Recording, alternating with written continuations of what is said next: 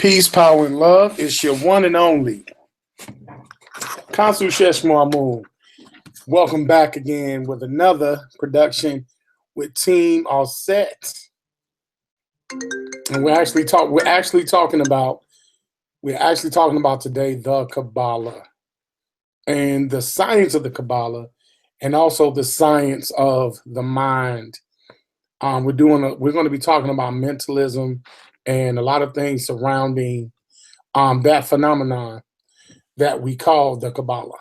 So I actually have a special guest with Team A.U.S.E.T, and that's Queen Nefaka. Peace, Queen. How are you? Peace.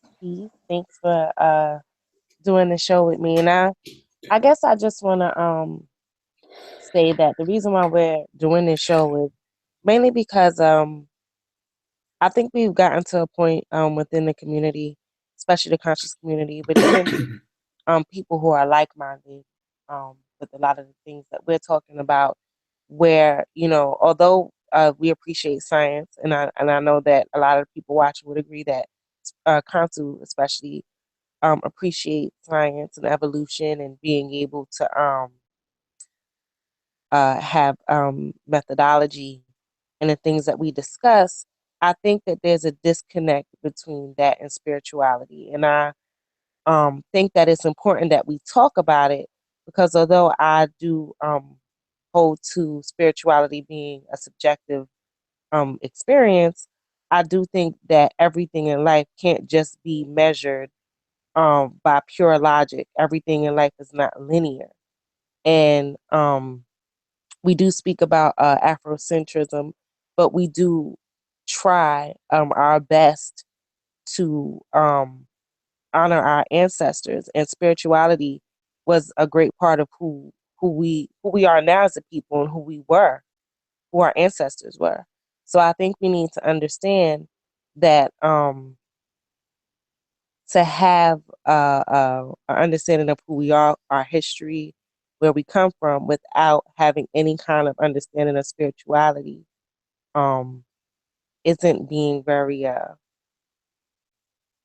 don't know what the right word is, but we're not really being true to ourselves if we X that out of who we are. That's a part of our spirit, that's a part of our nature, and it's always been that way. So that's really the purpose of doing this broadcast.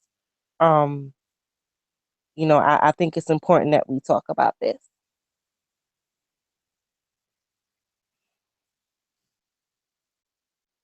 Sorry about that. Yeah, I was muted. Yeah, I think I agree as well. We're talking about the science of consciousness juxtaposed against reality. What is reality? What is truth and what is fact? Are they one and the same, or are they different? I tend to believe that they are different. I think truth is based on your perception of your mind's eye, or that area of space that encompasses you, your aura, your vision, your interpretation and perception would be your truth. But what would be the ultimate fact of the matter? That's an impending question that I think has gone on for the beginning of time. It's just been an ongoing thing. And I want to, it's a question in the back, chat queen, that I wanted to shoot to you. What is spirituality? What would that be defined as in your words?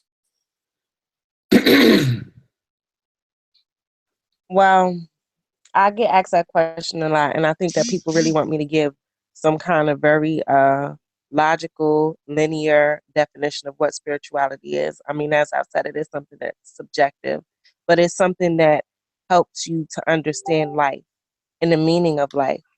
Um, I think that the things that you can't explain, that you can't just use science and reasoning and logic to explain. There's that gray area.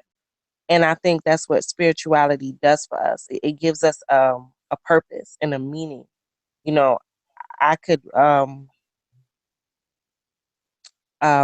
watch certain things and study certain things, and still it's not going to answer those questions that I have about why I'm here. What is my purpose? You know, what's behind the things in my life that I'm living for? You know, the love of my life, the people in my life, the things that I hold dear. What makes me keep going for those people, and those things that I believe in. So I think spirituality ties into that.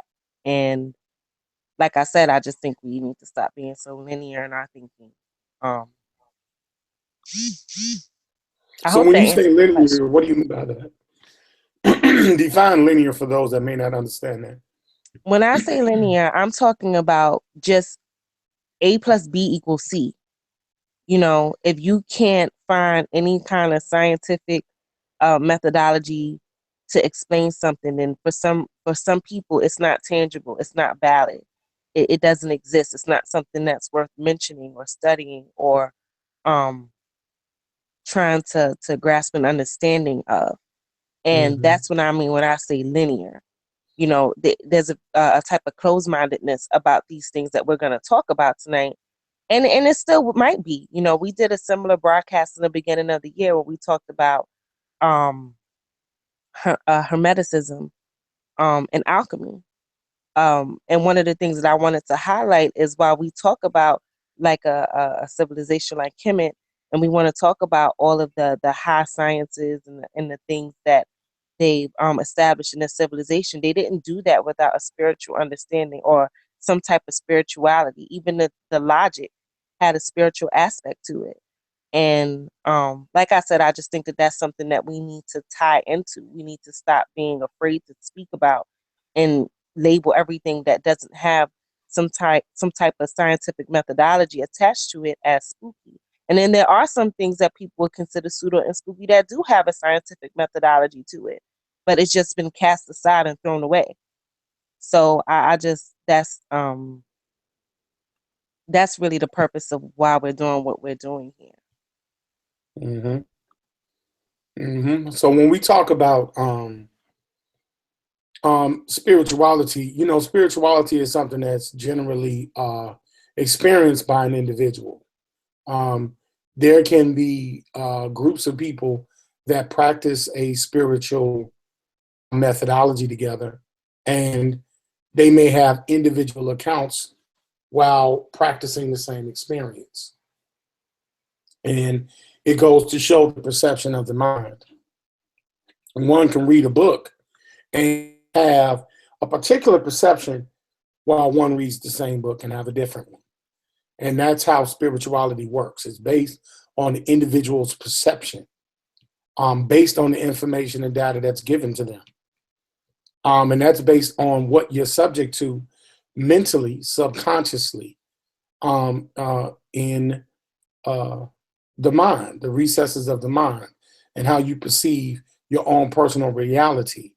And that's where religion comes into place, because religion, if not taken at a median base, can be a prison to your spiritual soul, because that religion, you're boxed in to a certain set of criteria and values that associate you certainly with a group of people based on a religion that you may claim. In earlier forms of religion, that's why you had people that were spiritualists or mentalists that weren't necessarily defined by a religious sect. So when we start getting into stuff like Kabbalah and meditation, alchemy, things like this, you start going into the inner recesses of the body. Some people try to call it pseudo. Well, the term pseudo in that world, in this world that we're talking about, a pseudoscience, does not necessarily mean that it doesn't have any value. What it means is it goes to an area of nothingness, something that you cannot explain but only experience, that may not necessarily give you a logical answer back. Dealing with the unknown, the xenophobia of dealing with something you cannot comprehend, and being at peace with it, knowing that it exists, but you don't quite understand what it is, but you're comfortable with that. In a scientific term, that would be considered agnosticism. In an ancient term of agnosticism, they would call it Gnosticism, which is no spirit. Agnostic is no spirit. Gnostic would be dealing with the spiritual self. So it's the modern form of Gnostic practice, looking at things from more than three dimensions that we're speaking of. Queen, did you further expound on that? And we have the brother Hero from Team Osiris, Peace King. Go ahead, Queen. Peace to the family.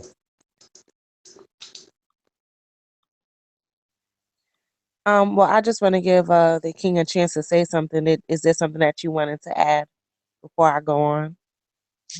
No, right now I'm just listening. All right, that's cool. Well, thank you for joining us.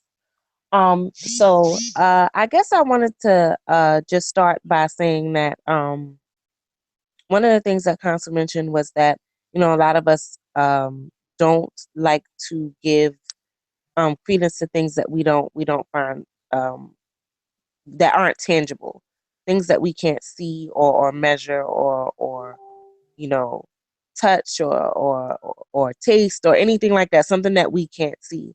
But there's many experiences that we have in life that aren't tangible, and there are things that have been verified scientifically that at one point those things were not tangible. Um, the electricity we use, you know, before before we had that those things, before those things were valid, it was a thought in someone's mind to be able to fly and to do all of these things. Um, so one of the examples that I wanted to give, and me and Consul talked about this off air. I read a very powerful biography about George Washington Carver, and I'm pretty sure those that are watching know who George Washington Carver is. But just in case you don't know, he was an inventor, a scientist, um, a black man, and he came up with a lot of different inventions, especially during the Depression era, that would have helped farmers in that area in the South to conserve crops and save crops and be able to grow crops during the time when much of the country was starving. And he was a brilliant man. And one of the things that he did, even though he was a scientist, and even though he was very heavily regarded in society, he said that he knew about the certain ways to grow plants and heal plants because the plants spoke to him. And that he would take a walk every morning. He was a Christian. He would take a walk every morning, and that he would speak to nature and nature would speak to him. Now that sounds crazy as hell to someone who's very logical thinking, that needs to have everything broken down to them in a certain type of methodology. That sounds crazy as hell. But the things that this man produced are things that we could still use today. But there was something about his nature and his spirit that told him what he should do in order to make all of these um, inventions and do all of these things that actually contributed to society. Something that couldn't be verified, things that weren't tangible. He spoke about those things. He said that God gave him the gift to be able to make all of these inventions and think on such a high level. So that's just one example. And I think what I want to do is actually get into what the definition of mentalism is. So give me one moment. I'll bring that up. And I do want to say that when we talk about communicating with nature, even with that, brother, that's an ancient African practice. And healing and herbology, in some circles called botanica, we would deal with plant life as an extension and actually forefathers of our existence. In an evolutionary scale, they are.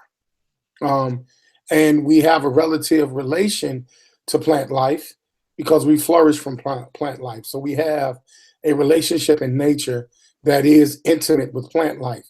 As pastoral people in Africa, We had a relationship with the seed and the ground, a very intimate and solemn relationship, because we knew in planting those seeds, we would yield crops that would feed us and sustain life and health. So there is a relativity there that not necessarily would be a scientific one, but definitely a spiritual one, because we take the connotation of what that relationship creates, and that is a sustainment of life. And in that connotation, we create a spiritual understanding. It does not necessarily denote a religion. It just denotes a understanding that's beyond physical sight and adherement. Something that goes beyond physics. It doesn't defy it, it just goes beyond it and outside of its scope. But go ahead, Queen.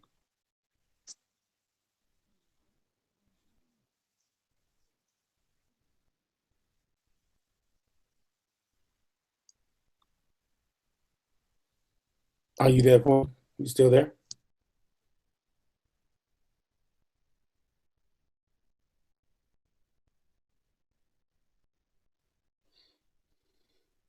Yes, Queen, can you hear me?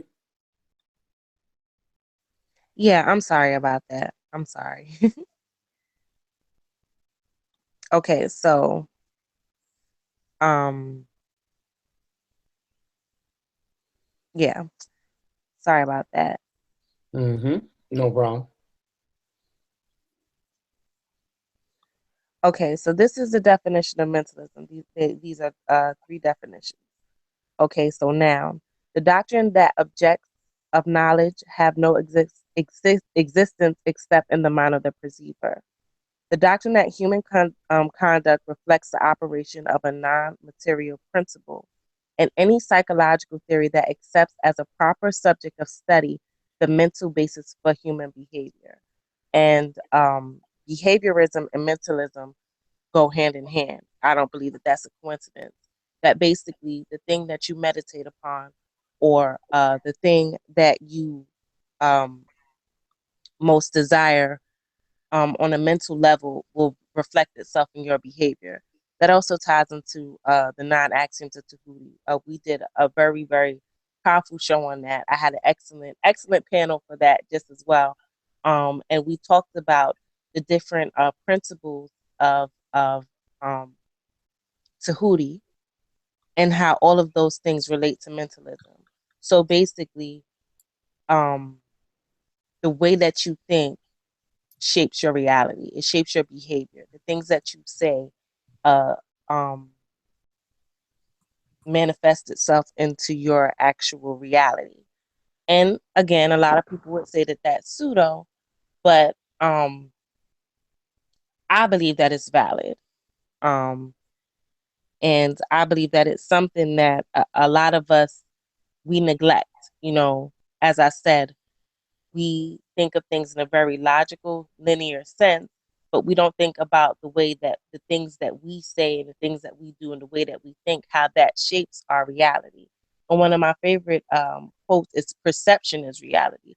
The way you look at the world, the way you speak about the world, the way you view the world is how you perceive things to be in your life. Hey, Melvin. Hey, what's up? So on a previous show, I spoke about the nine different intelligences, and I think that that theory is very powerful, because what we do, especially in this community, we look at people and we look at the kind of information that they bring to the community in a very logical way, in a very informational way. The things um, that aren't scientific, or that can't be based in any type of scholarly scholarly kind of information, gets thrown away. The types of things that we're probably going to be talking about tonight are things that people do not hold much value in our community, but it doesn't mean that it's not something that's helpful and it isn't something that's useful. So what I'm going to do, I did read this before, but I just wanted to go over it again because I do think that is very powerful and it's helped me look at people differently. And I think if everybody was to actually look at it for themselves, that they would feel the same way.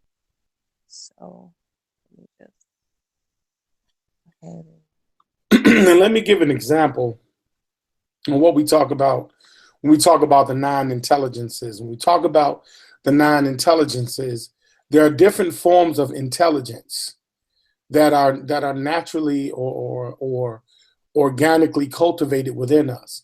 Let me give you a quick story of a quick rundown, and I'm not going to go through the entire span of it, but how Twitter started. Twitter was started by a college dropout, okay? And he dropped out at 29.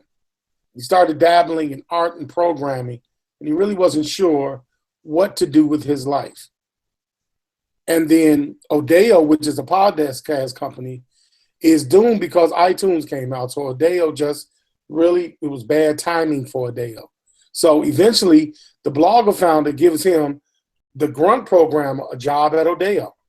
And in 2005, he randomly meets Ev Williams at a cafe in South Park. And then Ev declares hackathons to find the next idea. And in March of 2008, Jack sketches Twitter on paper.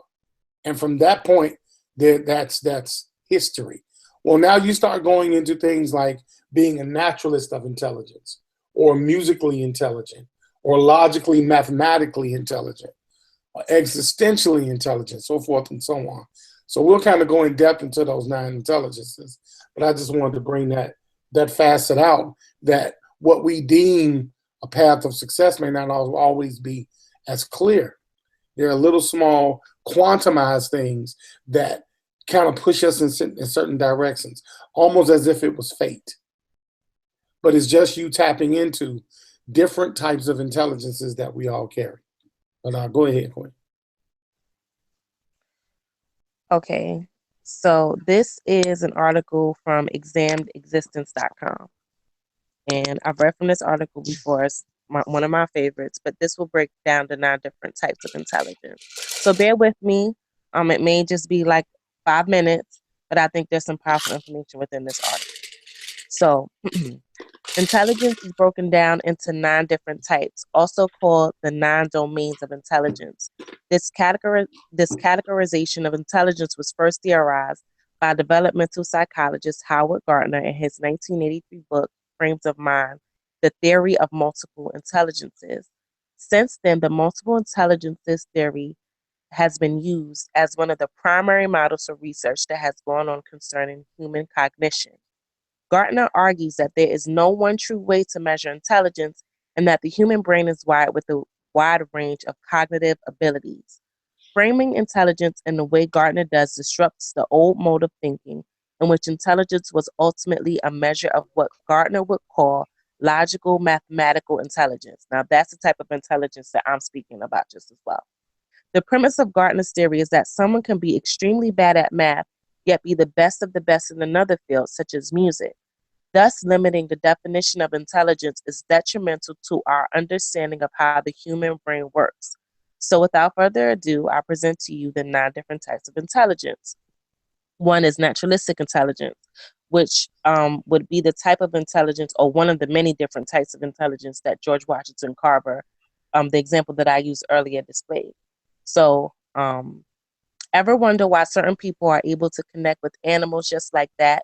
Have you ever encountered someone that possesses what is commonly referred to as a green thumb? Well, those people are great examples of nature-smart individuals. Naturalistic intelligence refers to a human being's sensitivity to the natural world. This is the ability to distinguish among nature's different features, such as animals, plants, rock configurations, cloud formations, and other such things. In the past, the naturalist's intelligence was undoubtedly of great value in a person's survival. Farming and hunting were clearly among the activities that relied on this type of intelligence. Today, naturalistic intelligence remains a vital component of roles like being a chef or botanist. This type of intelligence is also seen in the way consumers discriminate among products. Musical intelligence. While other people gravitate towards nature, there are also those who tend to be drawn to the musical arts.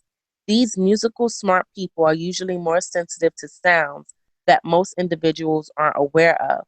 The intelligence involved in this ability to recognize tone, rhythm, and pitch is musical intelligence. With this type of intelligence, people are able to detect, generate, reproduce, and contemplate music as clearly exhibited by attuned listeners, musicians, composers, vocalists, and conductors. You'll find that young adults with musical intelligence are frequently drumming, singing, or any other activity that demonstrates a melodic inclination. It is also interesting to note that a connection has been shown to exist between emotions and music as well as mathematics and music. Okay. 3, logical, mathematical intelligence. Who can forget that classmate of yours in high school who seemed to know the answer to every mathematical equation your teacher asked? Who can fail to remember that peer of yours who could reason his way to winning every argument? They are the perfect embodiment of logical mathematical intelligence. This type of intelligence equips a person with the ability to calculate and carry out mathematical operations as well as mule over hypotheses and propositions. Those who are number or reasoning smart tend to easily recognize relationships and patterns, demonstrate sequential reasoning skills, and generate and use abstract thoughts. When logical intelligence is dominant in young adults, you'll see them especially attracted to logic puzzles, experiments, strategy games, and arithmetic problems. Later on, you might see these youth, going on to become detectives, scientists, and mathematicians. Logical, mathematical intelligence has been closely linked to fluid intelligence and general intelligence. Exponential intelligence. Even as other people go about their daily lives without devoting much thought to their existence, people with this type of intelligence tend to mull over deep thoughts. These thoughts may include the whys and hows of life and death. While most people just shake these kinds of thoughts away, individuals who are particularly keen to their own existence are drawn to exploring such questions like why are people born, how do they get here, and why do they die. They also have the capacity and sensitivity to tackle thoughts about what lies beyond life and death. Though not much discussion has been done about this type of intelligence, it has also been called spiritual or moral intelligence. Those with high existential intelligence are deeply philosophical. Interpersonal intelligence. You might have observed that there are certain persons who have the seemingly unique ability to get along superbly with others. These people smart individuals, with the use of their interpersonal intelligence, interact with others in such a way that they are able to understand and communicate well. Interpersonal intelligence makes it possible for a person to effectively communicate through verbal and nonverbal means, to distinguish among others, to sense the temperament and mood of others, and to consider various points of view. You'll usually find this type of intelligence manifested by politicians, social workers, actors, and teachers. This type of intelligence can also be found in young adults who hold leadership roles.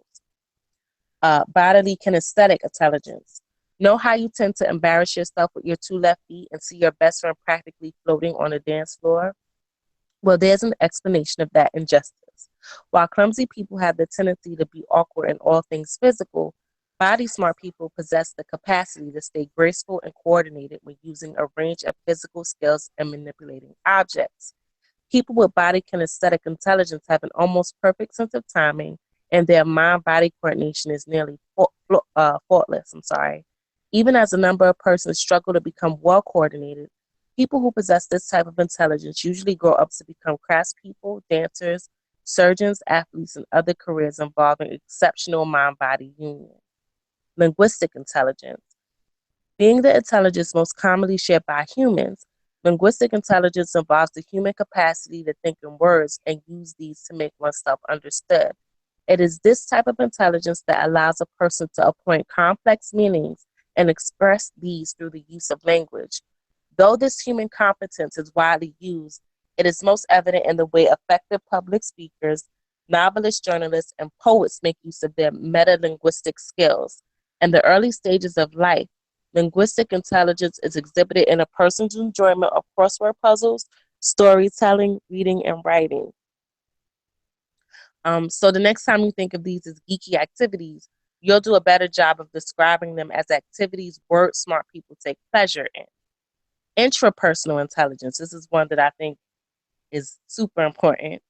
People who have the remarkable ability to understand themselves, their thoughts, and their emotions are capable of using this knowledge to plan their lives, possess intrapersonal intelligence. While intrapersonal intelligence does involve self-appreciation, it also comprises a wider understanding of the human condition.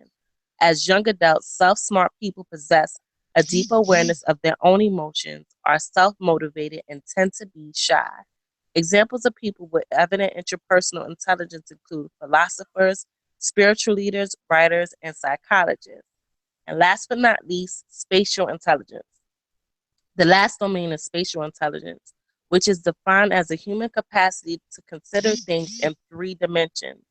This type of intelligence involves the following core capacities: a dynamic imagination, image manipulation, mental imagery, artistic and graphic skills, and spatial reasoning. People with spatial intelligence are highly creative. At a young age, people with high spatial intelligence are deeply entrenched in solving jigsaw puzzles or mazes, or may be using up their extra time by daydreaming or drawing. Spatial intelligence is demonstrated mainly by picture smart people such as architects, sculptors, painters, pilots, and sailors. So those are the 9 different types of intelligences. And I know that was a little long, but I think it's important to study these, because I think we look at people in a certain way. You know, if a person can express themselves in a way that could be measured scientifically, or if they can't express the things that they know in that way, in a logical way, then we tend to throw away what they have to say. And I think we miss a lot of information and a lot of things that we could actually get from other people by being so dismissive of them all the time. So because I said a lot, I just wanted to get some feedback from the panel and see what their thoughts on about what we've discussed so far.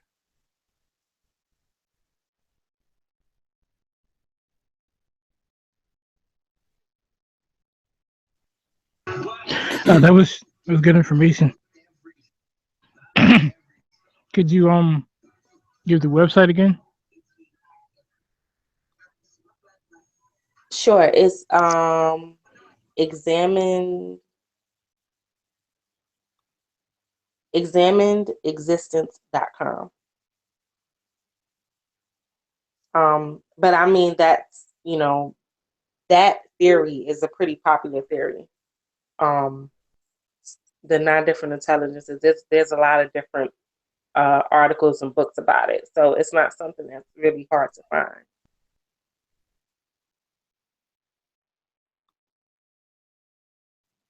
Did anybody else have something they wanted to add?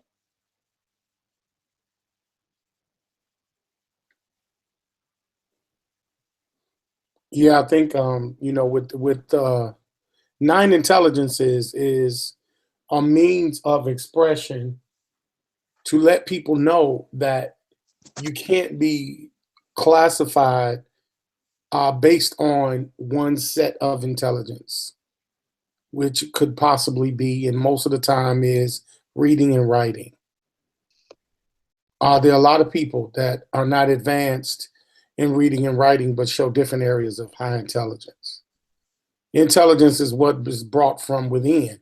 Henceforth, the root word of intelligence is intel.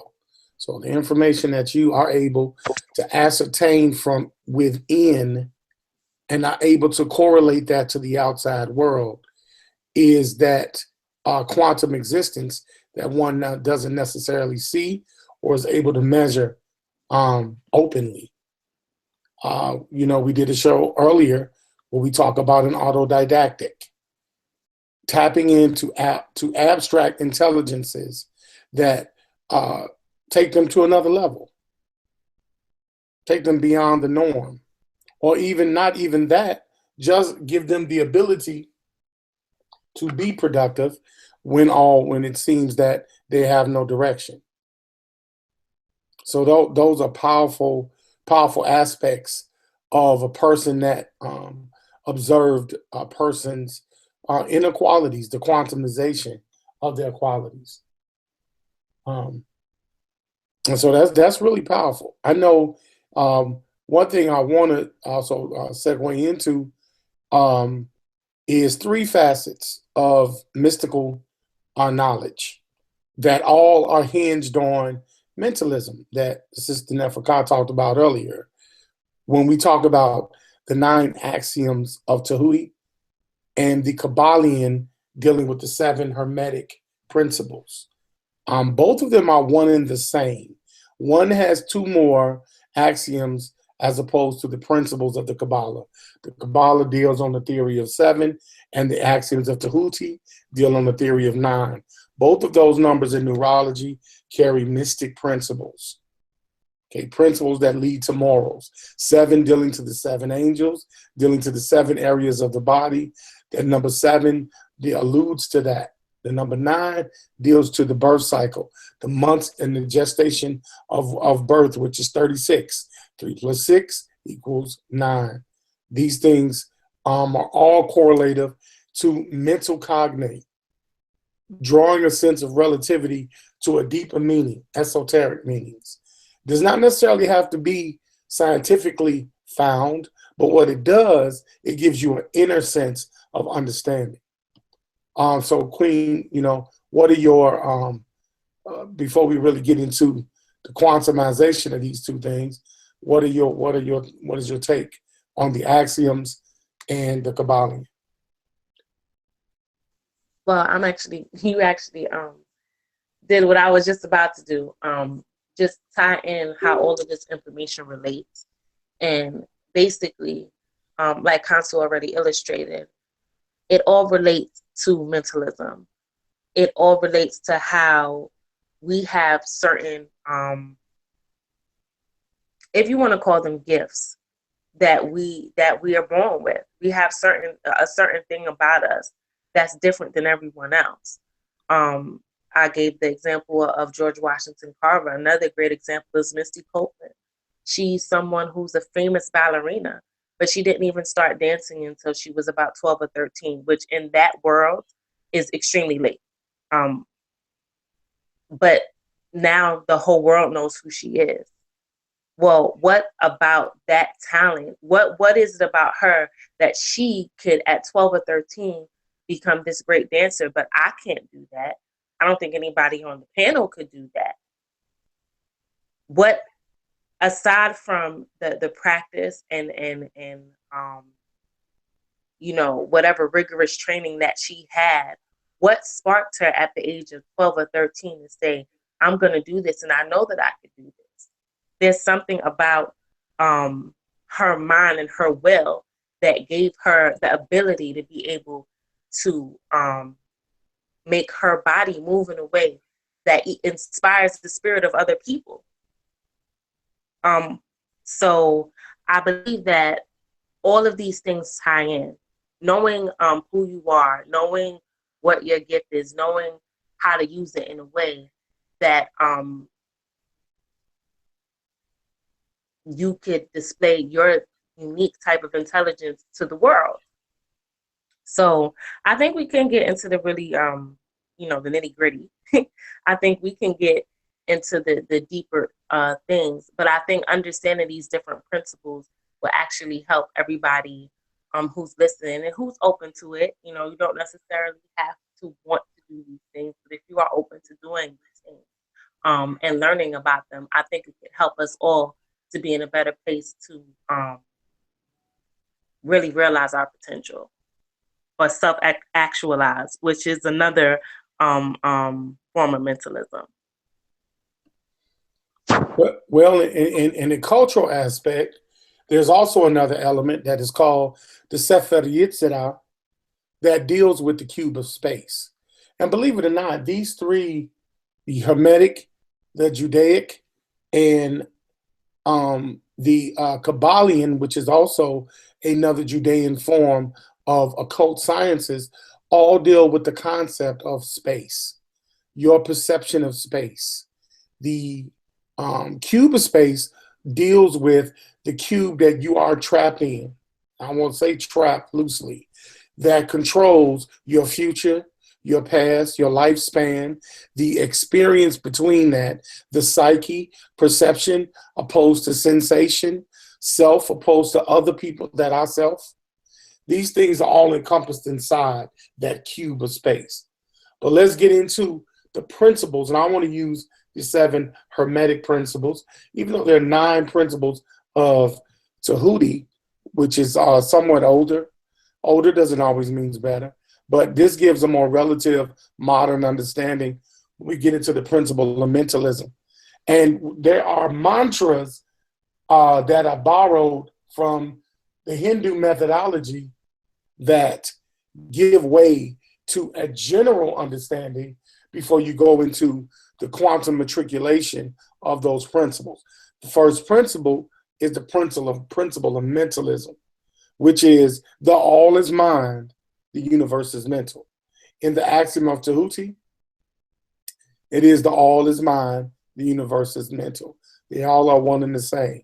So let's each give an opinion on these principles. Queen, the principle of mentalism, your perspective with the all is mind and the universe is mental. Well, that first principle actually encompasses all the others. It's, to me, one of the most important principles because it basically gives an outline of what all the other principles entail. The universe being mental. It's basically saying that the universe or your reality is shaped by your thoughts. Your thoughts shape your reality and make your reality. And that everything that goes on in this world and through all space and time is actually because of that same energy, if that makes any sense at all. So I think that's one of the most important principles because it lays a foundation to how you could use your mind, your thoughts, your will, your energy to shape your reality. Awesome. That's powerful. I mean, in my perception, and again, these principles, if you read the Kabbalion, they do have a narrative with it to give you a in-depth understanding of the principle of mentalism. And in the Kabbalah, it states that the principle embodies the truth that all is mind. So it explains that the all, which is the substantial reality underlying all the outward manifestations and appearances which we know under the terms of the material universe.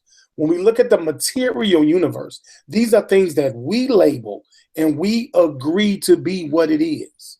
If we say it is sky, we mentally deem it sky. So the phenomena of life, matter, energy, and in short, all that is apparent to our material senses. So that is what the spirit is, which in itself is unknowable and undefinable. Spirit. So when we talk about spirituality and the knowledge and wisdom of it, it will not be known or defined because it is beyond physical perception. It is based on a material universe because we give substance to materials. So it is thought of as a universal, infinite living mind, a mind that we all share a part of. So this existence, we are all tapped into it mentally, and we all share it. So it also explains that all the phenomenal world or universe is simply a mental creation of the all, subject to the laws of created things. So the things that we create can and do alter our perception of the mind of the all, which already exists. So it is layer upon layer upon layer of truth to get to the fact of that this is all one thing. We're all interconnected. Anyone else want to expound on the first principle? Because I know I don't want to make it too lengthy because I know the Queen doesn't either. Can you guys hear me? Mm-hmm. I would like to say, when speaking about saying that all is mind, that mind is a term that can be interchangeable with consciousness. And without consciousness, nothing exists. So to go back to how our minds create our reality, that explains that without consciousness, nothing exists. Consciousness is the foundation of everything we can perceive or be aware of. Even if we were to speak about, let's say, the word God or the experience of God, that even God itself would have to exist within consciousness itself. And so you spoke of meditation earlier. You brought up meditation, and speaking on spirituality, um, one of the major aspects of it is the expansion of one's awareness or consciousness, awareness of self and awareness of the environment. Um, as a practical methodology that can assist us in doing just that, expanding awareness. And this is important because awareness, and specifically awareness of self, is a very important condition that can allow us to interact with our environments in a way that permits us to live a quality of life that is harmonious and free from unnecessary stress and suffering. And so that's my piece as far as that. And as far as the mind is concerned, the mind is a very important factor because it is very detrimental or important when it comes to our ability to behave in the world in a way that is proper and appropriate and effective and efficient. And so I would like to discuss a piece that I wrote on Facebook um, sometime a little bit last week. Give me 1 second to find this piece right quick, and I'll talk about that. Okay, well, for the sake of being live, we're going to keep the flow. Queen, are you there?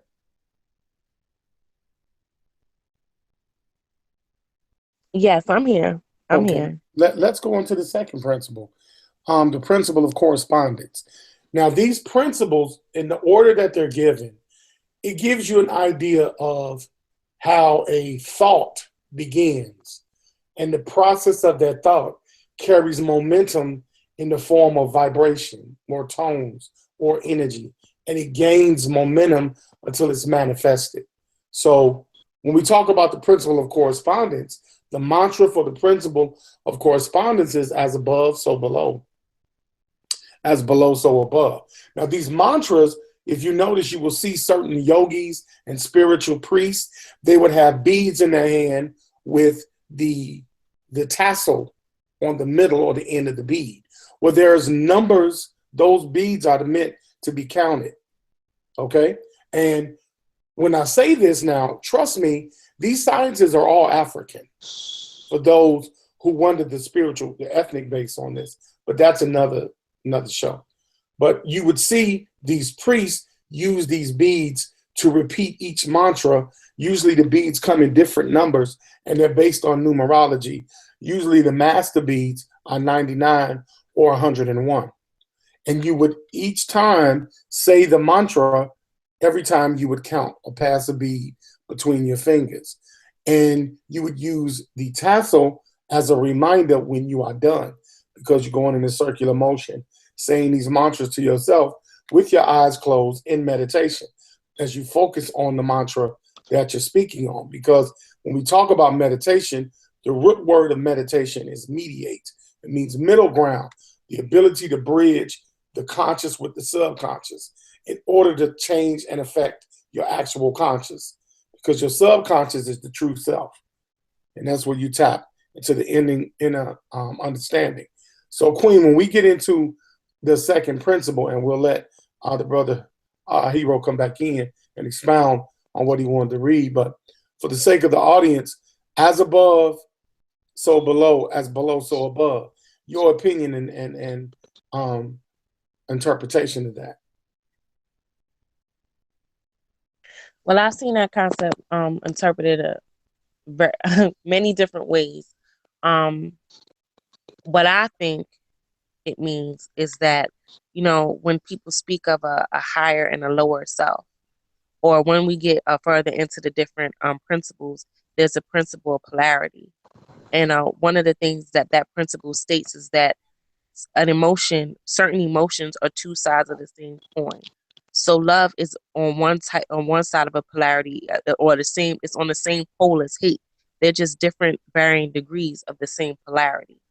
So if you think of a higher and a lower self, you can't have a higher self without a lower self. There's certain parts of who you are as an individual that make you what you are. A person who's a very successful person but may have had modest beginnings, one of the things that you'll hear that person say is, well, I couldn't be where I was today if I didn't have the experiences that I had before I got to where I am. Where when I was struggling, or when I didn't have certain resources, that drove me to become this person that I am today. You can't have a higher self without a lower self. You can't have hot without cold, or you can't have joy without pain. Um, and that's one of the beautiful things about these particular principles. They all tie into each other. So as above, so below, that to me is exactly what it means. That you can't just take one thing without the other. It all ties in together. And the thing about it, as you read these principles, as we go through them, you're going to find out, as above, so below, and as below, so above, there's absolutely no difference between above or below. So there's no difference between good or evil, up or down, left or right, good or bad. It's all one and the same continuum, because they exist because the other one exists. They are a part of a whole. They complete a cycle and a circle.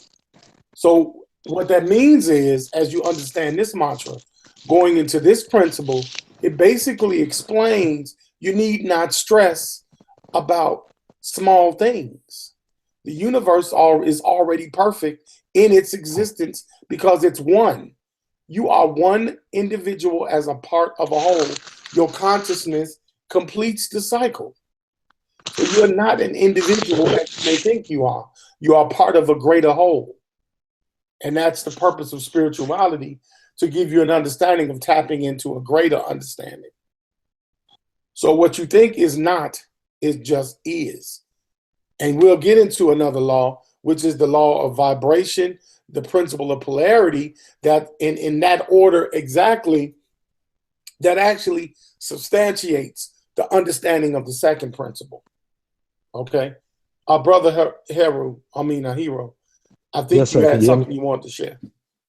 Yes, can you hear me? Yeah, we can hear you. Okay, to add to that, I wrote a post on Facebook the other day, and it basically spoke on meditation as it relates to how we can change our minds. And it goes as thus: how to change the mind. It is often proclaimed by the wise that changing one's thinking changes one's life. This is true. However, few fail to understand how to make such changes of mind. And so here we are. When we speak of changing the mind, we must first know that what needs to be changed, and from what and to what. And so let's take a look at some of the tendencies of a mind in need of change. Now, as you may or may not know, the being of man is constituted of a multiplicity of various interdependent aspects that reveals the totality of one's being. One of these aspects is what we call mind, or the psyche. Now, the psyche is a Greek term that attempts to speak of the spiritual teachings without saying so as to not be accused of spirituality and to be considered science. And so the term psych was coined and psychology was born. So the mind is a part of spirit it is that part that mobilizes the life force, electromagnetic energies of the being to manifest the will of being. To be precise, mind is the opener, of the way between the higher spiritual dimensions and the manifest world. It is the bridge that connects the inner and the outer, the high and the low. Now, the mind that needs changing is the mind that is caught up in the delusions of perception. Give me 1 second. This is the mind that is addicted to the experience of creations, of its creations, and so cannot pierce the veil of illusion. It is that mind that is always chattering and always fabricating images that ensnares the attention and is the cause of dissatisfaction and much suffering. It is that mind that is quick to anger, lust, greed, deceit, murder, depression, and a whole host of other vices. This is the mind that makes an ass out of most through assuming. It is the deceiver perched on the shoulder of the unwise. The way to change this mind is through meditation. Now, to give a little bit about meditation, there are many different forms of meditation, but they basically break down into two distinct aspects, and that would be mindfulness and concentration, which leads to insight. Now, first, mindfulness is established in order to be able to make oneself aware of the activities of mind, amongst other things. Mindfulness allows a disassociated perspective. It reveals that all the contents of mind are objects in awareness and therefore not the self, as most unconsciously believe. So now with mindfulness, the ability to act consciously and purposely is acquired instead of the unconscious automatic behaviors that are so prevalent in the world today. Next, concentration develops, which makes the mind the servant and not necessarily the master. Um, um, can you imagine what amazing feats of accomplishment that can be achieved through the mind that can wholeheartedly maintain an uninterrupted focus of attention? And lastly, through these first two practices of mindfulness and concentration meditation, the ability to perceive the wisdom of the spiritual is attained, and thus insight reveals all that is necessary for the harmonious actualization and manifestation of the divine will, and living according to the divine will makes one a conduit for the demonstration of quote and unquote godly presence, wisdom, and power in the world. And that's my piece as far as meditation as it correlates to the mind being all mental, and the second axiom, which is as within, as without, or so above, so below. And that's my piece. Okay, awesome, awesome.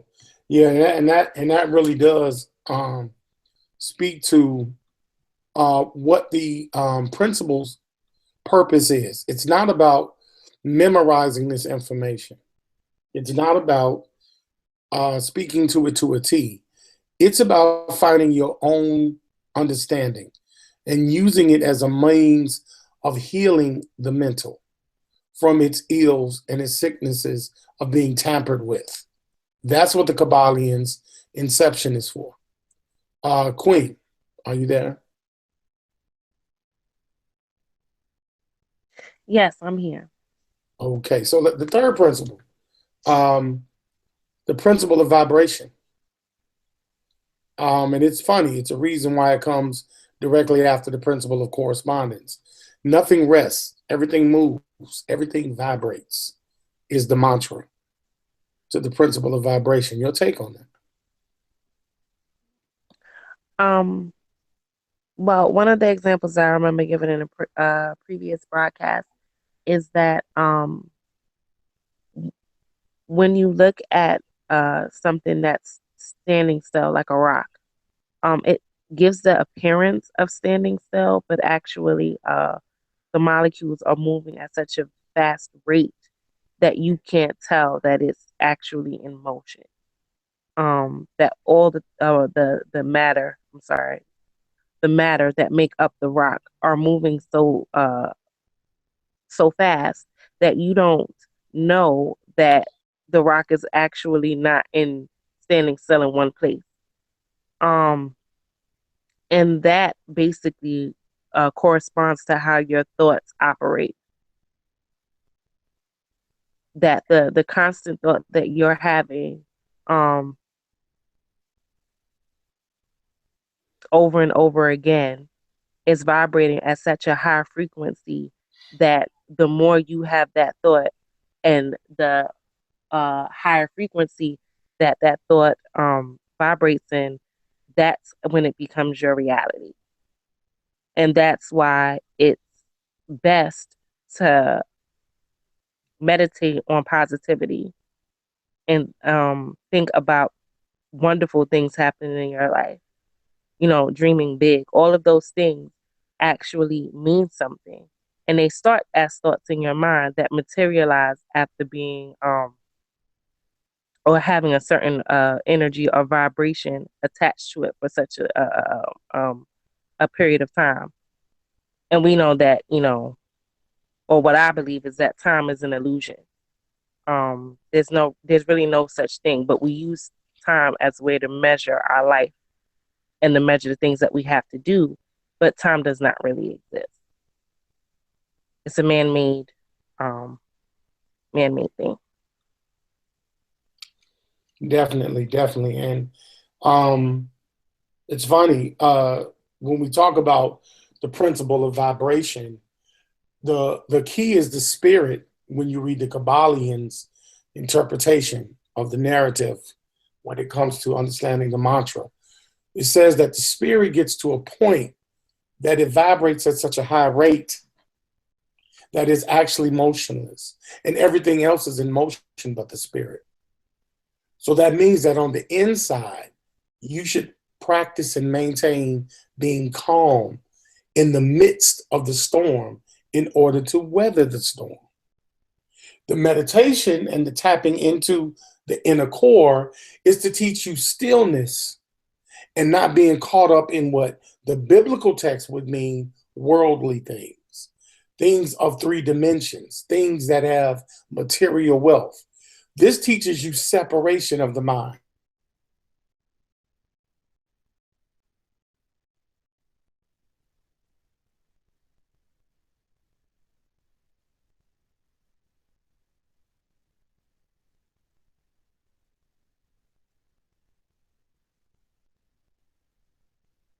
Sorry, I dropped for a second. Forgive me for that. Understanding the true knowledge of self and understanding the principle of vibration. Where did I get cut off at, Queen? I didn't want to repeat myself.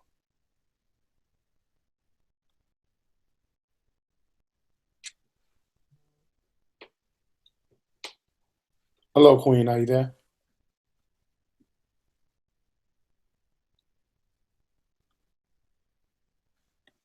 I'm sorry, I'm here. Yeah, where did I get cut off at? I'm sorry, because I dropped. The last thing I heard was knowledge of self. Yeah, so in that knowledge of self, the self should be at peace on the inside because everything on the outside is relative to itself. The true self is on the inside, and inside should have the ultimate peace. That should be everything moving slow and not in time with registered time, where you are above time. You are in tune with the spirit of the universe. So that's the principle of vibration. Anyone else on the panel want to expound on vibration or the principles in it?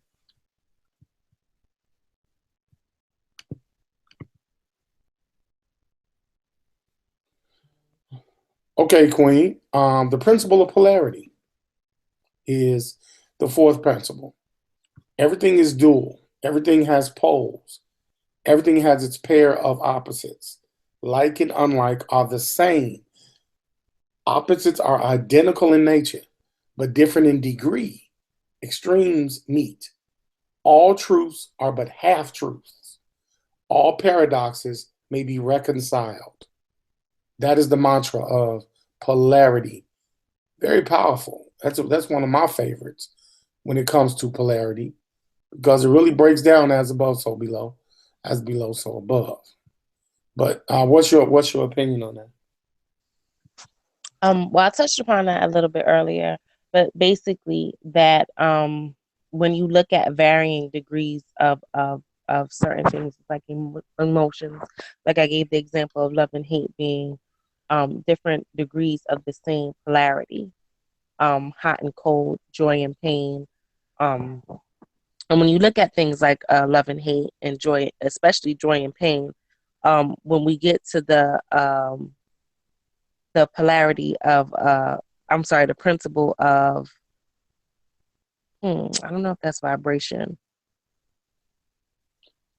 You might mean principle of correspondence. Yeah, the principle of correspondence, where it states that the pendulum swings both ways. That there comes a time, That's oh man, that's principle of rhythm. yes, principle of rhythm. I'm sorry. Yeah. That the pendulum swings both ways. That there's gonna come a time in your life where you'll experience joy, but you'll experience pain just as well. Well, that all ties into this. That there are different experiences and feelings that you'll have, but they're varying degrees of the same pole. And this also ties into mentalism. That if you find yourself at a place of, let's say, depression or despair, that you can think your way out of that place. That you have control over your feelings and your thoughts, in spite of whatever's going on in your life. Just like Kantu said, that there's a part of you that when you're going through a rough patch or a storm, that should remain still.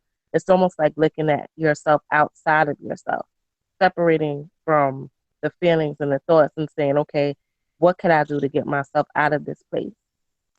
And this particular principle is a very, very, very powerful one, because this right here, this principle right here could help you It's my favorite. be able to actually shape your existence if you understand it and apply it the right way. Very powerful. This is a principle historiologically that the ancient sages and priests used to develop the three major religions of today. Is the principle of polarity.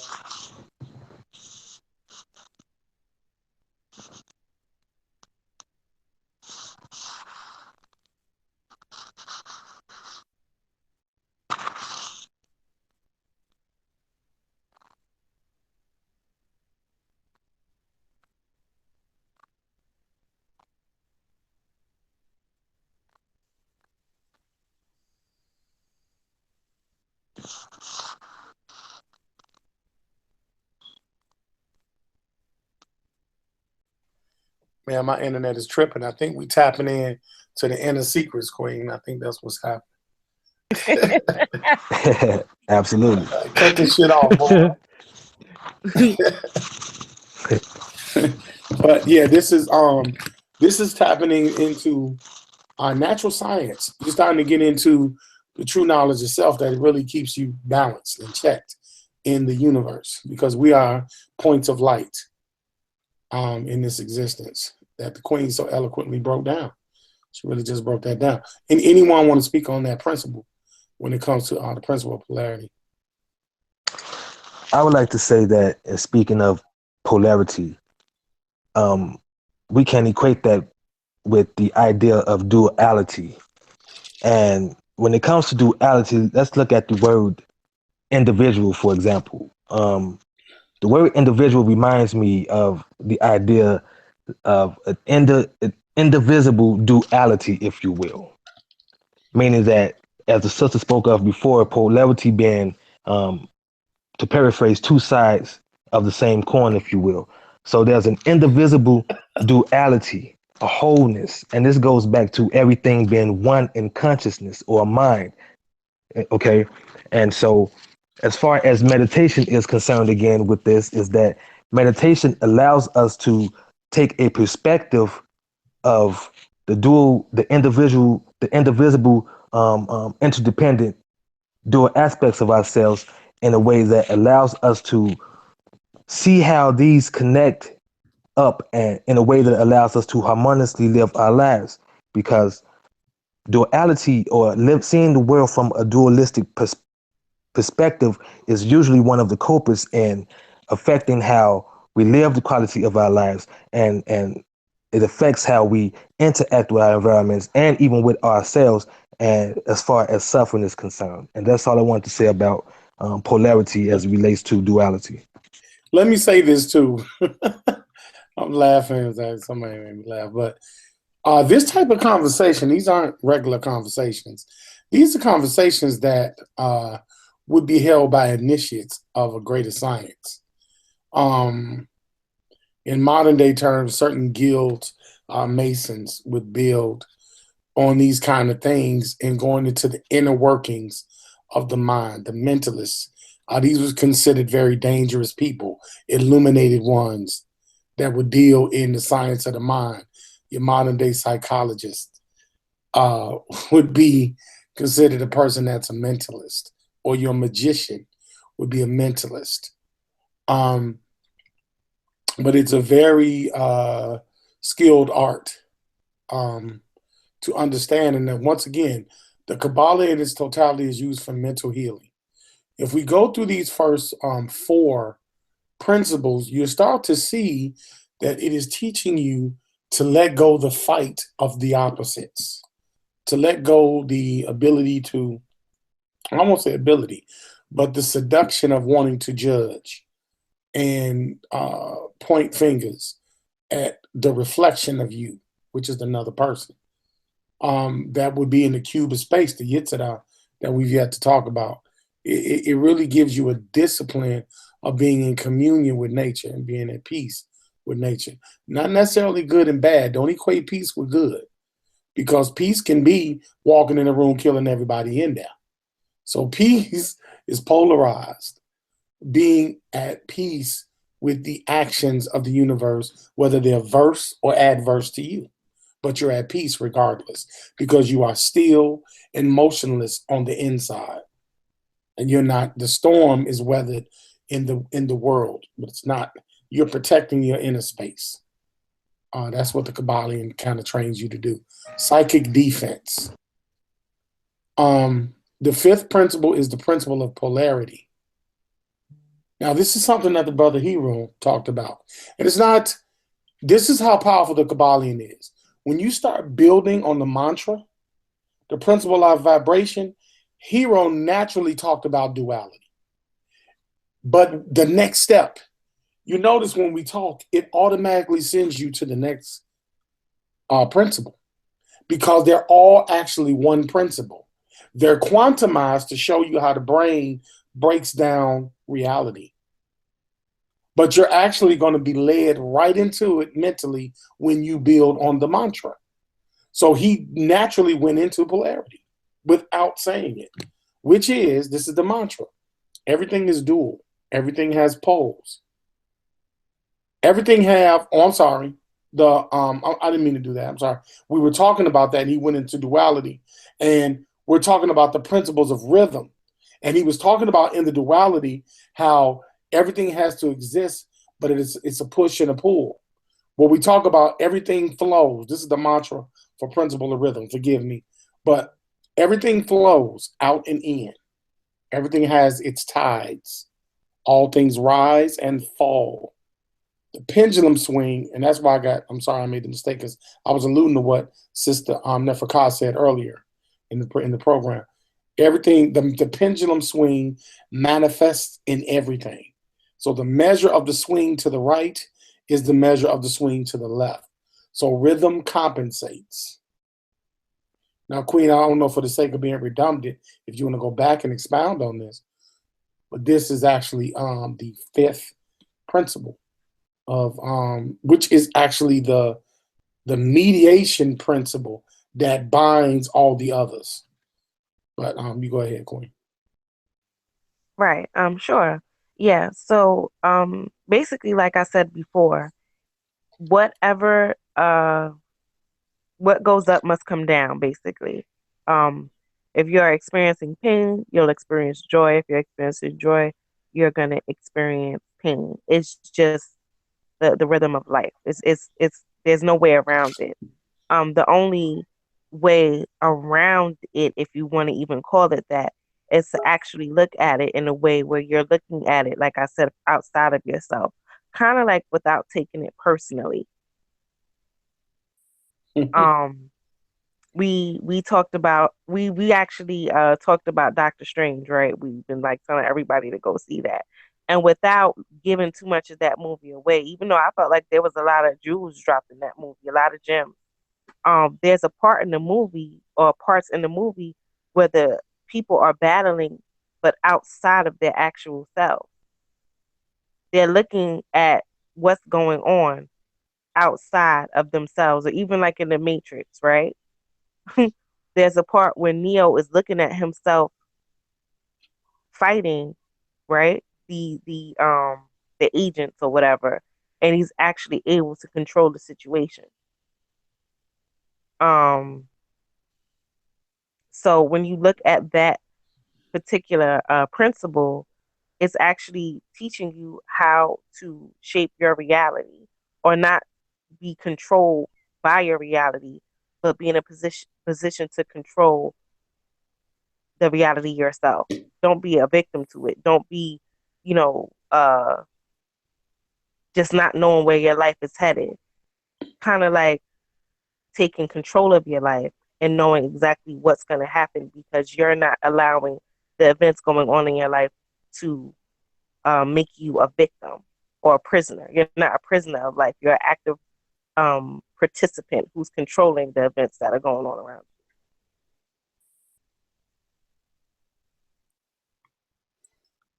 Yes, anyone else to expound?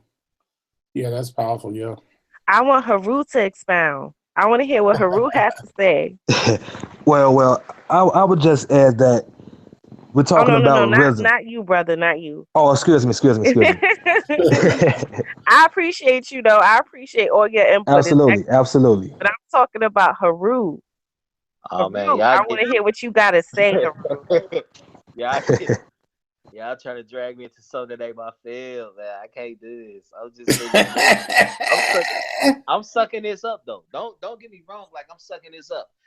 That's the difference between me and you know what I'm saying, other people, because I will actually listen and put together the information and make sense of it, instead of just flat out saying, I got a problem with it or agreeing with it. So you know what I'm saying? So That's like gonna come I'm later, just y'all. putting it. That's gonna come later when the cameras come off. With the broadcast, Yeah, when the broadcast is over, he's gonna be then like, he "I gonna just say. didn't want to say it. Y'all pseudo as fuck." That's what he's gonna say.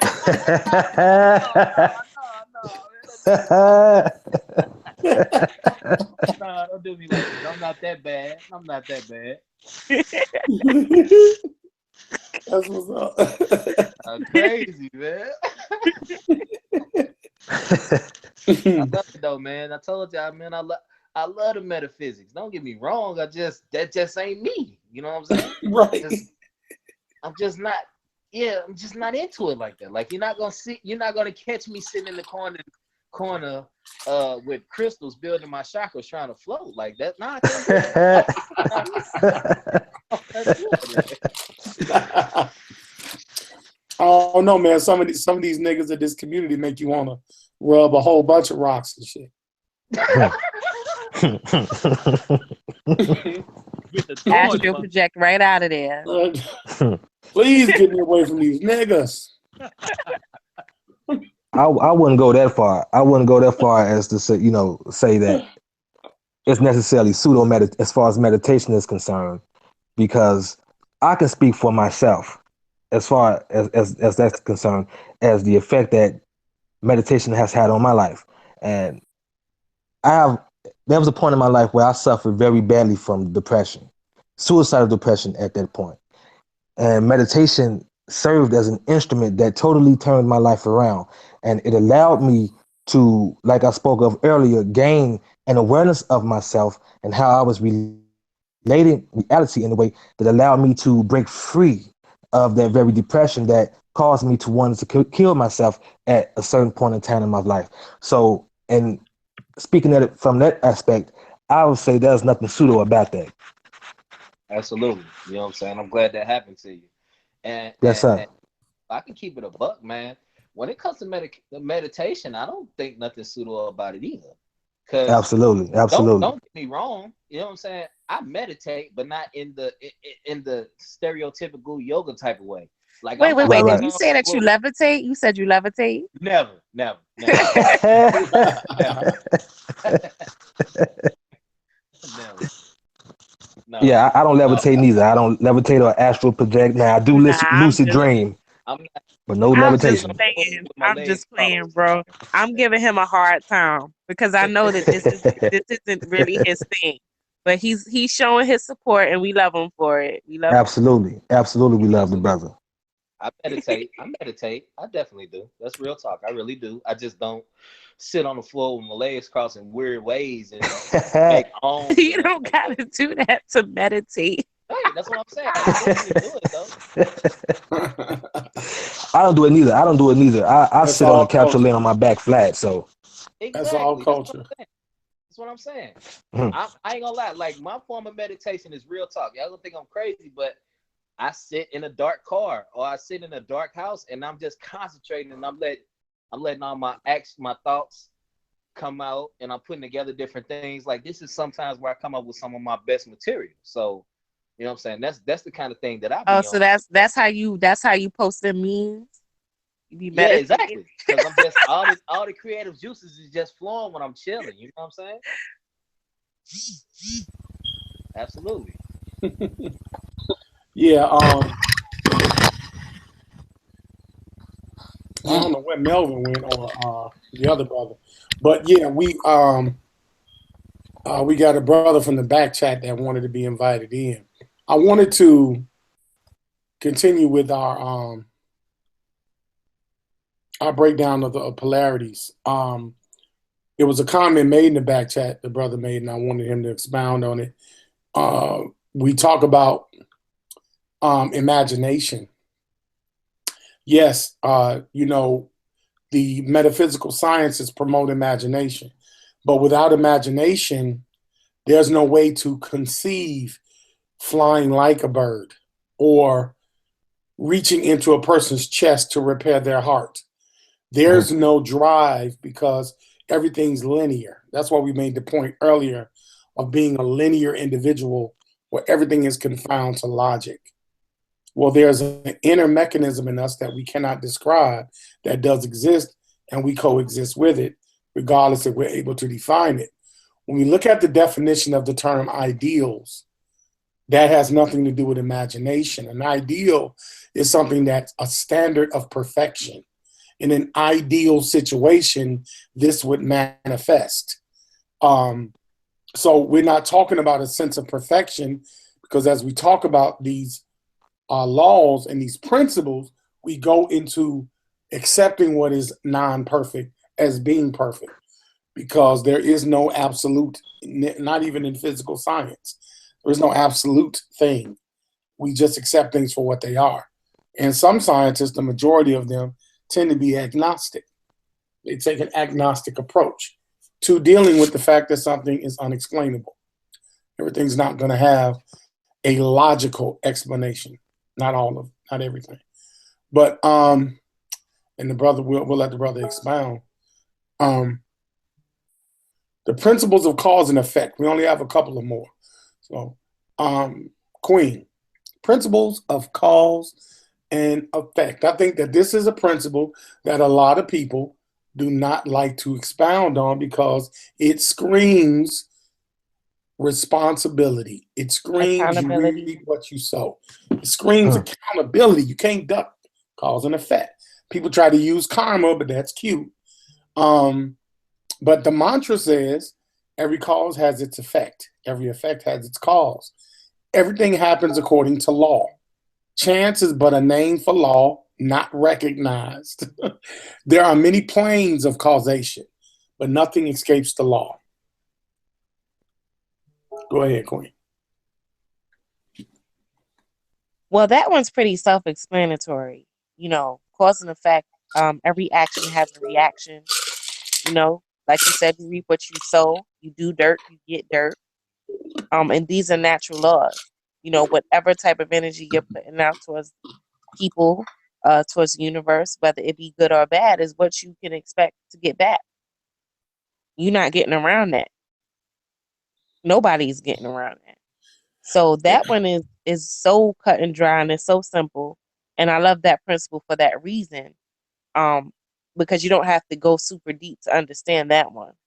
And take into account understanding the law of polarity within this law, all of them enveloped into actually one law. Just because you did something bad doesn't mean something bad's going to happen to you.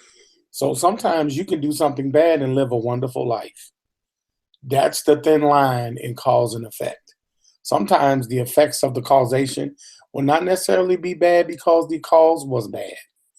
It could be the route in which you created the cause that ultimately causes an effect. It could be something small that you would ignore that results into something major that affects you. Anyone else? Well said, Queen. Well said. You reap what you sow. Say that again. Who said that? This is Brother Hero. I said basically to sum it up, you reap what you sow. Huh? Yeah. Yes. And the last one, the principle of gender. Gender is in everything. Everything has its masculine and feminine principles. Gender. And gender manifests on all planes. Queen, expound on that. Sometimes people don't get that one. I think people may look at it in a very literal way. Gender, male and female, is a polarity. It doesn't just speak about sexual gender as far as male and female, but that's just one example of that. Yin and yang is a good example of that particular principle. How those two different entities are considered masculine and feminine forces, but they're drawn together. It's a balance. The way that a man and a woman come together and conceive a child is one example of that particular principle. When I did another presentation called How God Became a Man, and where I spoke about in the Bible, if you look at the Bible, that and it's, well, I guess if you want to say in its original text, some of the different principles of the Bible are masculine and feminine, but you would never know that looking at the English language. So wisdom in the Bible is a feminine principle. Those are feminine principles. There's a way that God is described in the Gnostic scriptures, especially, though that's described as a feminine principle, masculine and feminine principles. It's not just all masculine, but when you read the Bible today, all you see is he. You don't realize that there is a feminine and a masculine principle that bring those stories together. There are deeper meanings in the scriptures. So that's one example of that particular principle. It may seem a little hard to understand, but basically what that principle is talking about is balance. The balance between two opposites, which is touches upon polarity. The magnetism between a man and a woman, how that magnetism creates life on this planet. Did anybody want to expound on that? Definitely powerful. Yeah, I would just like to say, as far as this is Brother Hero, as far as the Bible is concerned, the King James Version specifically, we can find language that speaks of the Father, the Son, and the Holy Spirit, right? And they leave out the polarity or the gender of the mother or the woman. And if we take a look at nature, if we just be empirical about it and look at nature, we can easily see that it is obvious that it is necessary to have both a masculine gender as well as a feminine gender in order to actualize or manifest a reality. And that's all I have to say about that. Well, see, one thing about this, and Courtney said something that was really deep, Queen Neferka. She said something really deep. She religious texts have been argued over for thousands of years, and in the Kabbalah, it expresses that all religious texts are one and the same. There is no differentiation because they carry this principle. And within the Bible, when you see Christ being resurrected and regenerated, it's about regeneration and perpetual regeneration through the coming together of two poles, man and woman creating child, is what is the continuum of the universe. What keeps the universe expanding is the coming together of these two forces, Joseph and Mary, to give birth to Christ. That Christ is also symbolic in your consciousness as a rebirth. This principle is one of the main factors in the creation of Team Osiris, because this is about resurrected spirit that is always infinite. It is constantly resurrecting. There is no end to consciousness because consciousness expands with the universe.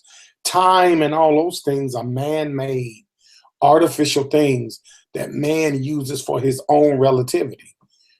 But the existence of man and woman in masculine and feminine form are a greater level of existence outside of the flesh. So that has been exemplified. The book that she talks about, I've read it too, is one of my favorites, is it goes beyond the flesh. It talks about the actual inception of those concepts that have been laid and put in boxes to confuse.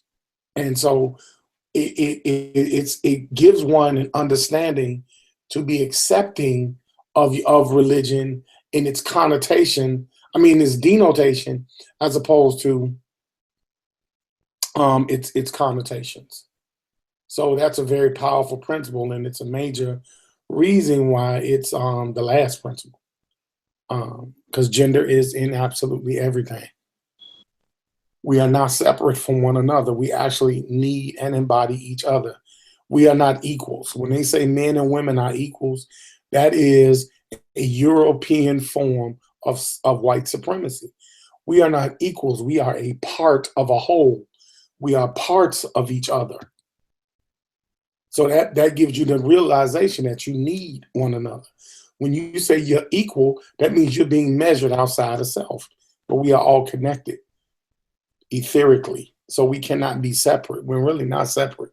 Atoms, molecules, and everything bind us. And the same atoms that are in the tree are the same atoms that are in you. Queen, did you want to expound on that?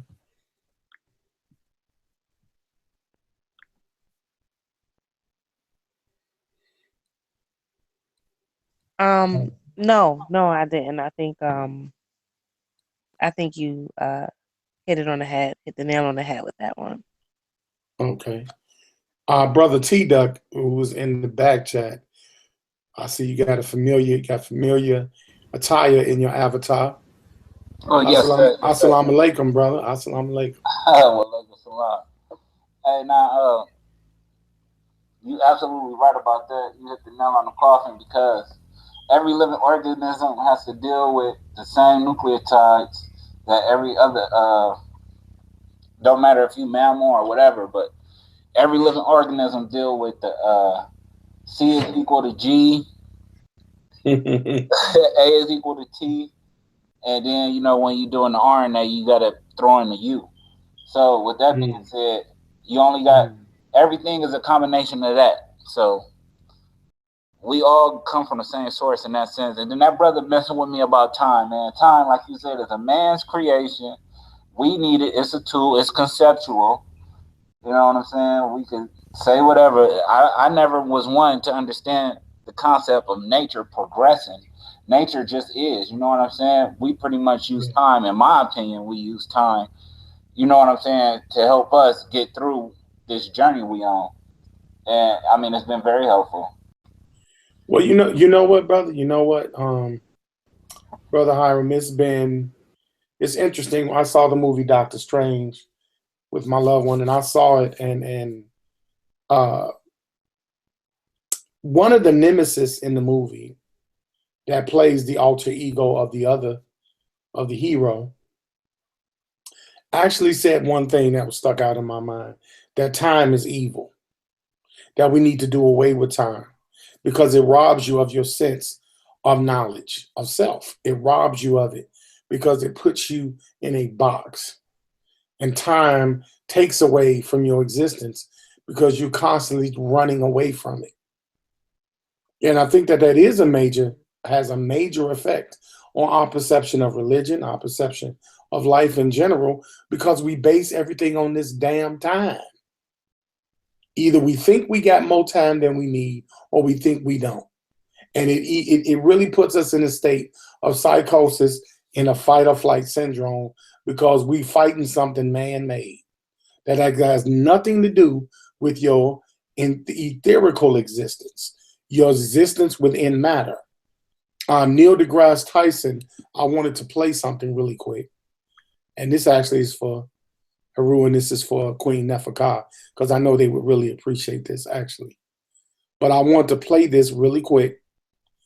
This is an excerpt from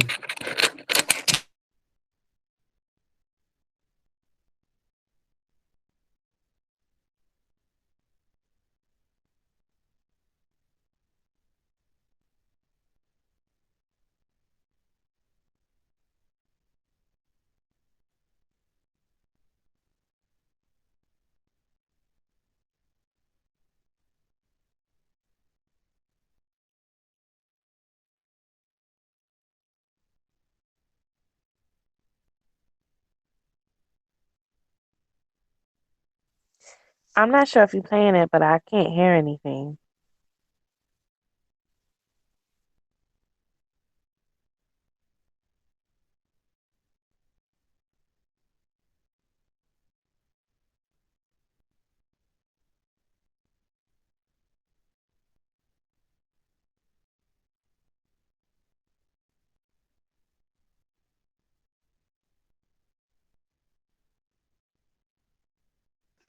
and assert you know what's going to happen in advance. So what people are really after is, what is my stance on religion or spirituality or God? And I would say if I had to find a word that came closest, it would be agnostic. Agnostic, a word dates from the 19th century, Huxley, to refer to someone who doesn't know, but hasn't yet really seen evidence for it, but is prepared to embrace the evidence if it's there. But if it's not, it won't be forced to have to think something that is not otherwise supported. Okay? There are many atheists who say, well, all agnostics are atheists. Like, okay. I'm constantly claimed by atheists. I find this intriguing. In fact, on my wiki page, I didn't create the wiki page, others did, and I'm flattered that people cared enough about my life to. And A.U.S.E.T. Tyson is an atheist. I said, well, that's not.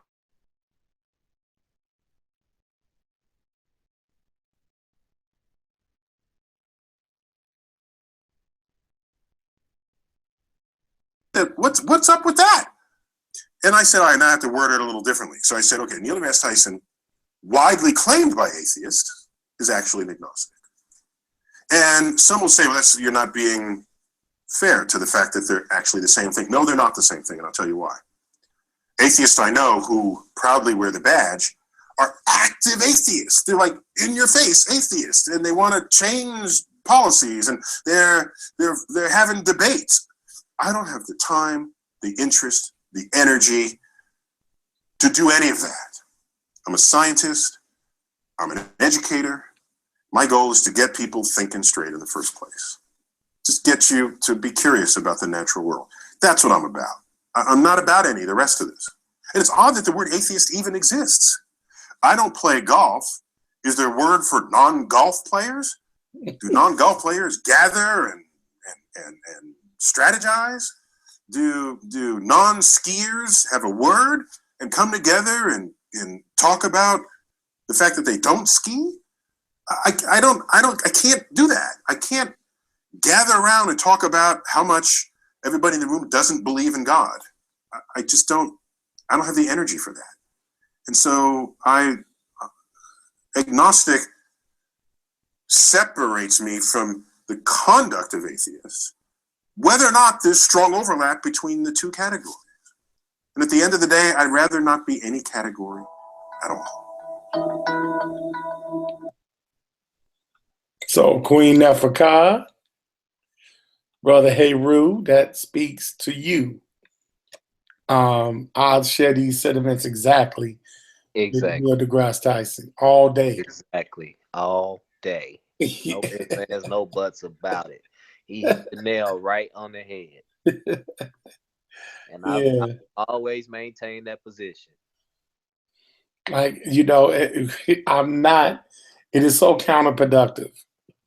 It really is, in dealing in science and things like that. Queen Nefaka, we've gone through the science of the mental and the mind. I digress the floor to you for you to expound on some closing thoughts and put our mind in a certain space. Well, what I really wanted to do, and this is for you too, Heru. I put this together with you in mind. I thought about you. What I really want to do and what I hope will happen, I'm not very I tend to try to be kind of humble. I don't know that this particular broadcast will change the minds of a lot of the people who are in the conscious community or who follow us.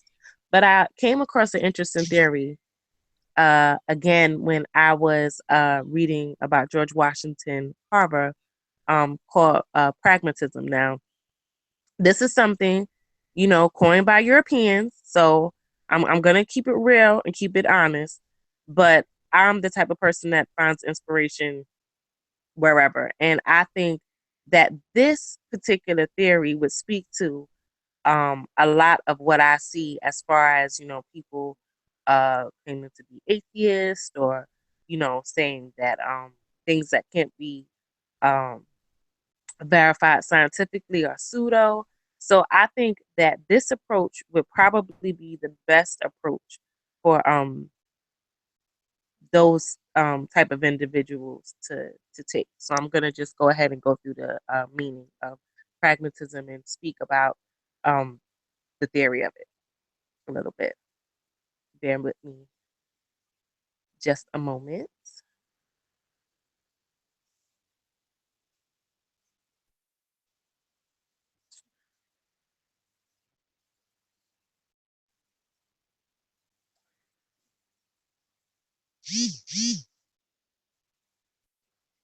Okay, so this is from the Internet Encyclopedia of Philosophy. Okay. So, pragmatism is a philosophical movement that includes those who claim that an ideology or proposition is true if it works satisfactorily, that the meaning of a proposition is to be found in the practical consequences of accepting it, and that unpractical ideas are to be rejected. Pragmatism originated in the United States during the latter quarter of the 19th century, although it has significantly influenced non-philosophers, notably in the fields of law, education, politics, sociology, psychology, and literary criticism. This article deals with it only as a movement within philosophy. So the term pragmatism was first used in print to designate a philosophical outlook about a century ago, when William James pressed the word into service during an 1898 address entitled Philosophical Conceptions and Practical Results, delivered at the University of California. Okay, I'm trying to get blah, blah, blah, blah. Okay, so there has been a recent resurgence of interest in pragmatism, with several high-profile philosophers exploring and selectively appropriating themes and ideas embedded in the rich tradition of Pierce, James, and John Dewey. While the best known and most controversial of these so-called neo-pragmatists is Richard Rorty, the following contemporary philosophers are often considered to be pragmatists: Hilary Putnam, Nicholas Fisher, Jürgen Habermas. Sorry, one moment.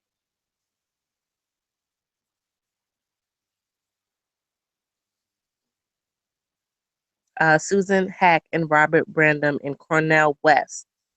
Okay.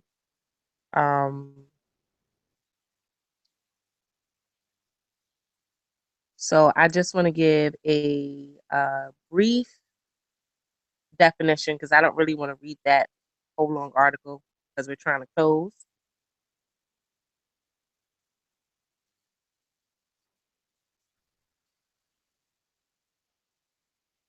But pragmatism is an approach that assesses the truth of meaning of theories or belief in terms of the success of their practical application. So, with that being said, and to break that down in layman's terms, what pragmatism is basically taking a theory or a practice and seeing if it has a practical use. If it has no practical use, then you should do away with it. But if it does, you should give it some of your attention and try to find the validity in it. And with that, I think that that would be more useful. Because right now, I believe that we're at a place where we're just kind of throwing everything away that doesn't fit into a certain mold. And we're actually losing out when we think that way. So that's what I would like to say in closing. I just I just want to actually thank the panel, everybody who's on the panel. I'd like to thank everyone who's watching, and I hope that you've been edified in some way, or that you'll be thinking about life in a different way and just be open-minded to the information that we presented tonight. Thank you. Peace. Well said, man. Well said, Queen. Well said. Anyone else want to expound before we close on a really a really unique show? Something that some people I think will appreciate. Anyone else want to expound on? Real quick. I just say, it was definitely a great show, and I pretty much sidebar. I mean, to me, it don't matter what you believe in. You know what I'm saying? Everybody got their ideas and philosophies and things of that nature. And if it makes you a better person, you know what I'm saying? I'm all for it. But when it comes to, helping our people in any way, we got to put those things aside. You got to you never want to involve politics and religions when you got to do, in my eyes, God's work. You know what I'm saying? The work, not the debating or philosophizing. But when you're ready to do God's work, you got to put those little differences aside, religion and politics. And pretty much, if it make you a better person, I don't care what you believe in, as long as you're an atheist. I mean, not an atheist, a Satanist. I mean, no doubt. we got to do the real work. You know what I'm saying? And that's what I like about you brothers. Y'all, I get a feel. I've been around the conscious community for a minute. I get a real feel like y'all solid. You know what I'm saying? Y'all not just talking to be talking, or y'all ain't got no. It ain't like y'all trying to come up off people. You know what I'm saying? Y'all really like got a outlook for the people. So that's what's up. Well, we appreciate it. Tune in to our last show. We did it about 2 hours ago, man. Let everybody know about Team Osiris. A lot of people already do. Man, I tried to add you. Y'all too full, man. Oh, man. We some of them suckers, really? Man. Try again, man. We got plenty room. You know what it is? We got some strict. What were you blocked from joining? Why couldn't you join? Oh no, I tried to I went to you straight up. But I didn't know y'all had a Facebook for the whole crew. Oh really? I don't know why I didn't get it, or maybe I overlooked it, bro. Forgive me. I think you're full. Okay, you know what? Go to Team Osiris and Team A.U.S.E.T. Those two Facebook pages and join, man. Team Osiris, Team A.U.S.E.T. And join our Facebook pages, man. And we had the same collective conversations. Yeah, if he do it right now, I'll go ahead and put him right in. Yep. And like, comment, subscribe. We actually, quiet is kept. We the most feared think tank group in the conscious community because we don't agree with it. That's like, we're not trying to be, but we just know that, we try to speak for the people, not being cliche-ish, by staying out the people's way. Like the last thing I want to do is be in a position of controlling and telling somebody what to do. Exactly what you're talking about. It limits, and it really makes your life less enjoyable when you're going around trying to boss folks, man. Everybody gonna have a perspective. You know, your wisdom. I may lose the ability for you to really teach me something because I want to attack your spirituality. Now, I just missed out on something that you may truly want to share because I cut myself short, you know? And that's what Neil deGrasse Tyson was speaking to. Like, if you leave that alone, we could grow together. Yeah, and look at it like this, folks. I may be smart as hell. I may be cocky in some aspects. You know what I'm saying? To attest to what you're saying. But you may, and I may look at you like, damn, you dumb as hell. And then I'm dumb as hell too, because you about to start kicking something, you know what I'm saying, that I may feel as though is not important, but what you kicking really is something of value. And then it's like, damn, I gotta retract what I said about bruh. Bruh really got, you know, we all ignorant to some degree, and we all knowledgeable to some degree. We just gotta use it like it's pieces to a puzzle and put them together and make it work for everybody. You know what I'm saying? And that's the thing we get caught up on. We try to make each other, you know, be that same piece of the puzzle, and it don't work like that. People ain't gonna get the full picture. But yeah, I'm gonna make sure I did the Team Osiris. I'm gonna make sure y'all get felt in the Bay Area. You know what I'm saying? But y'all gotta come hard. You know how we do out this way. You gotta come hard, bro. So every time y'all put something out, I'm gonna put y'all out. Well, we specially designed for that, man, because we want to uplift everybody. You know, from Queen Neferka to everybody.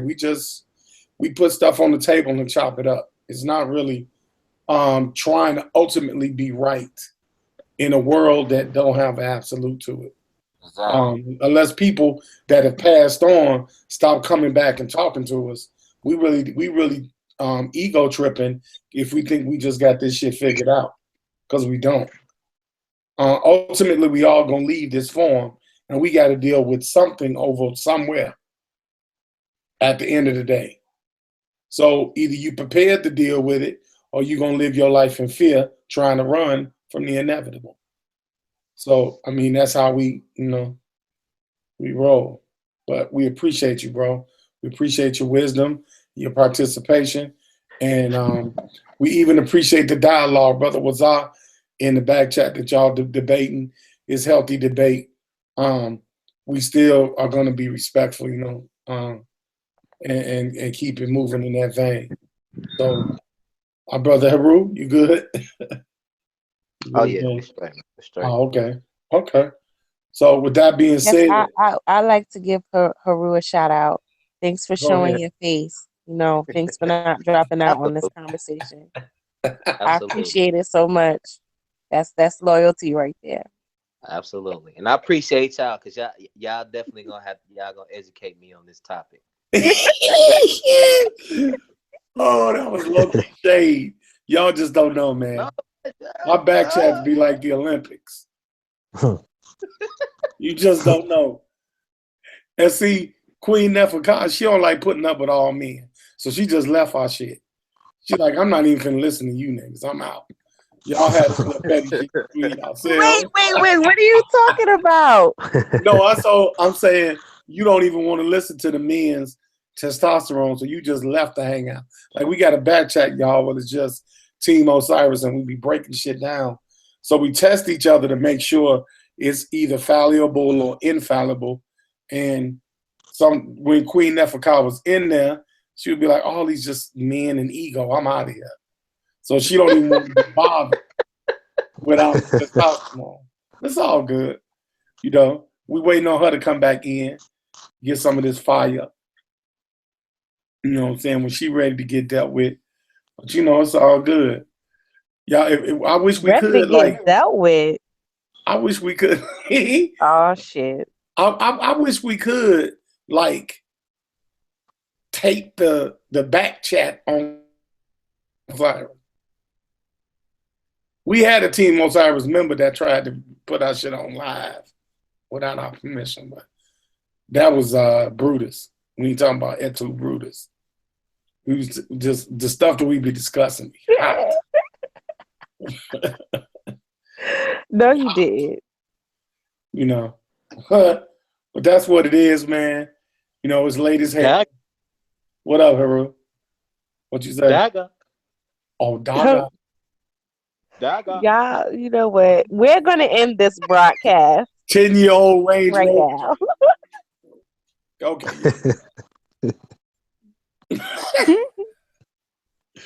Woo, man, don't get me started. It's late.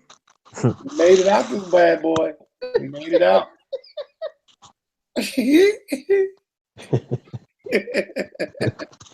You know, people from Chicago, we crazy, man. The Midwest, Chicago, St. Louis, we had problems, yo. Queen, never forgot before we go. Hold on. Yeah. Hold on, pause. I'm dead ass serious, B. Here we go. How did you like Chicago pizza, B? Oh my God, you're gonna make me say that on a live broadcast. Okay, I'm not. Okay, like, I'll leave it alone. I'm dead ass serious, B. I'll leave it alone, yo. Whatever. What you said, Haru? He said, "Word is bond." Whatever. Haru said, "Word is bond." Oh man, that's like that come out of New York Undercover, yo. That's funny as hell. All right, y'all, man. This is so much fun, man. Haru, you sick with it, man. Word is bond, son. Watch my Timbs, yo. Wow. Okay. I'm not gonna say nothing. I'm not gonna say nothing. I'm gonna take a Haru. Now he wasn't supposed to do that. Get on Haru, because we didn't do that. Me, he don't have shit to do with that. What are you talking about? You the ringleader. He said, "Watch my Timbs, yo." I already know what she got for me. She finna go in on Jarrell's curls, and I gotta do it. I already know. I'm glad they tore that building down. The baby curls. I'm glad they tore that building down. Jarrell and his curls. That shit. Now that's a dagger right there. That damn commercial. Oh my God. Oh my God. Oh man. Absolutely funny, man. Well, this AUSET, man, T-Ball Cyrus. We on the horizon, man. And we out of here, y'all. Peace and love.